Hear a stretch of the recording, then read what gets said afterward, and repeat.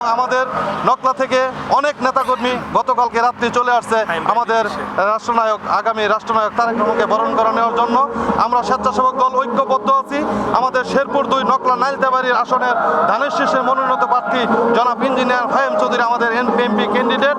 আমরা আগামী দিন ওনাকে ধানের শীষ মার্কা ভোট দিয়ে বিজয়ী করে ইনশাল্লাহ আগামী রাষ্ট্রনায়ক তারেক রহমান হাতকে শক্তিশালী করব এবং নতুন বাংলাদেশ গড়ার জন্য ইনশাল্লাহ আমরা সকলে ঐক্যবদ্ধ আছি।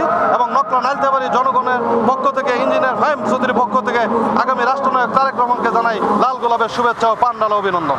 আমরা আশা করতেছি আমরা বাংলাদেশ জাতীয়বাদী দল এবং সকল অঙ্গ সংগঠনের ঐক্যবদ্ধ আছি।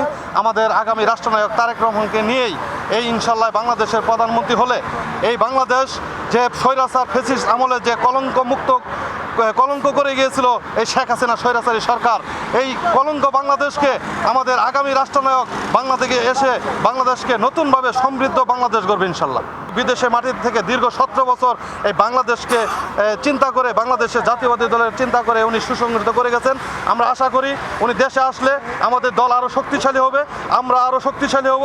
জনগণ ওনার আসার অপেক্ষায় প্রহর গুনছেন এবং উনি এসে এই বাংলাদেশকে নতুনভাবে সাজাবেন, যে বাংলাদেশে কৃষক শ্রমিক জনতা সকলে একত্রিত হয়ে সকলে মিলেমিশে সুন্দরভাবে জীবনযাপন করতে পারবে। এটাই আমাদের প্রত্যাশা ইনশাল্লাহ।